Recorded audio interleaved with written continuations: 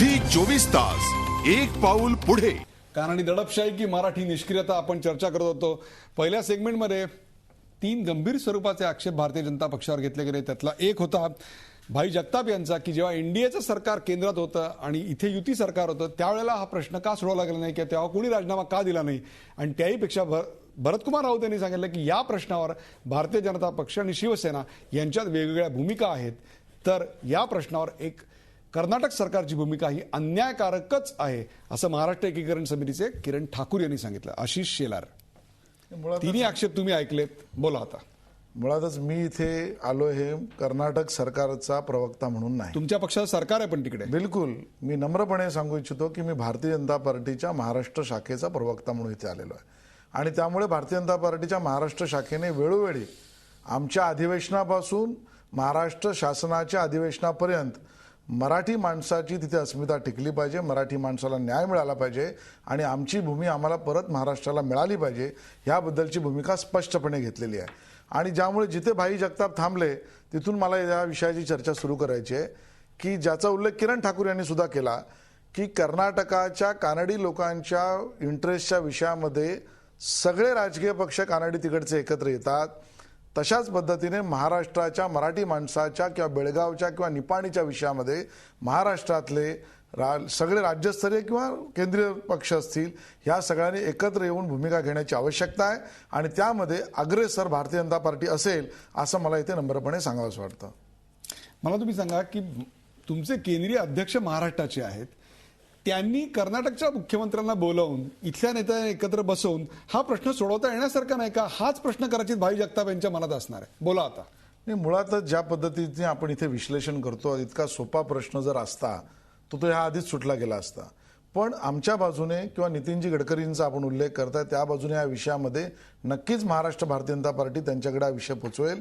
किंबहुना ते त्या विषयात ऑलरेडी कर्नाटक सरकारचे बोललेही असतील आणि तशा पद्धतीची पहल आमच्याकडनं आम्ही नक्की करू. आणि कर्नाटकमधल्या भारतीय जनता पार्टीच्या युनिटला सुद्धा ह्याचा समज, मी समज हा शब्द मुद्दाम वापरतोय, देण्याची आमची जी भूमिका आहे ती नक्की असेल. आणि आपल्या चॅनलच्या माध्यमातून भले भाजपचं कर्नाटकातलं सरकार असलं तरी तिकडे दडपशाही ज्या पद्धतीने पत्रकारांवर, जनतेवर, मराठी माणसांवर आणि जनतेवर केली असेल तर त्याचा निषेध मी मुद्दामून अधोरेखित करतो की निषेध आम्ही इथे करतो आहोत. आणि तशी भूमिका कर्नाटकला पोहोचवण्याची भूमिका सुद्धा केंद्राच्या माध्यमातून घेऊ.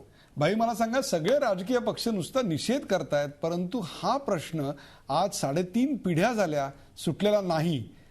मला तुम्ही सांगा, केंद्रात तुमचं सरकार आहे, आज हा प्रश्न न्यायप्रविष्ट आहे, हा प्रश्न सोडवण्याकरता एक फायनल स्टेप्स म्हणून आपला पक्ष काय घेणार आहे? नाही, कसं आहे की उदयजी, आपण एक लक्षात ठेवा की मी आशिष शेलारांचं खरोखरच मनापासून मी हे करतो, त्यांच्या त्या वक्तव्याचं स्वागत करतो आणि त्या भूमिकेचंही स्वागत करतो. दुर्दैवाने काय झालं माहितीये का, आम्ही या सगळ्या जरी भूमिका घेतल्या म्हणजे आज इथे जरी भारतीय जनता पार्टीने जरी हा म्हणजे अशी भूमिका घेतली तरी सुद्धा आज त्यांच्या पक्षाचे प्रमुख महाराष्ट्राचे मोठे नेते आहेत, गडकरी जे आहेत, त्यांनी जर समजा खरोखरच याच्यात पुढाकार घेतला तर मला असं वाटत नाही की याच्यामध्ये काँग्रेस काहीतरी मागचा काहीतरी हे करणार आहे. त्याचं कारण असं की हा जो दावा दाखल केलेला आहे तो सरकार म्हणून काँग्रेसच्याच याच्यामध्ये तो दावा दाखल झालेला 2004 मध्ये, ज्याचा उल्लेख किरण ठाकूरांनी केला. मला या ठिकाणी मुद्दाम सांगावंसं वाटेल की आपण निषेधाच्या पुढे जाऊन आता आपल्याला ते काही पावलं उचलली पाहिजेत. अर्थात हे करत असताना कुठल्याही प्रकारे कोर्टाचा अवमान होता कामा नये एवढं मात्र पाहायला पाहिजे. मी काल आणि किरण ठाकूर एका वाहिनीवर होतो म्हणून मी कालपासून याची कायद्याची सगळी शक्यता पडताळून पाहत होतो. उदयजी, मुद्दाम एक अर्धा मिनिट मला दिलं तर मी सांगू शकेन की ज्याचा वारंवार उल्लेख होतोय की राष्ट्रपतींच्या जाण्याने त्या केसवर काही परिणाम होईल का, तर त्याचं उत्तर चक्क नाही असं मी कालही सांगितलं होतं. आज मी त्याची खात्री केलेली आहे. अर्थात आपणही केली असाल कारण आपण तो लढा लढत आहात, त्यामुळे आपणही केली असाल. किरण ठाकूर बोलत असताना उद्वेगाने किंवा त्यांच्या मनातला तो राग आहे, मराठी माणसाच्या मनातला राग आहे, आणून ते बोलले की राष्ट्रपतींवर आम्ही तो PIL वगैरे दाखल करणार आहे. मी फक्त आपल्याला कायद्याची स्थिती सांगतो की राष्ट्रपती हे घटनात्मक असं पद आहे, सर्वोच्च पद आहे या देशाच्या, त्यांच्यावर अशा प्रकारचा कुठच्याही प्रकारची PIL दाखल होत नाही. कायद्याचा स्टेटस सांगतोय मी तुम्हाला. आणि म्हणून त्या राष्ट्रपतींना ज्या पद्धतीने तिथे कर्नाटक सरकारने हे सगळं जे जमवून आणलं, आपलं भांडण कुठं आहे? तिथे आहे, त्या सीमेवर आहे.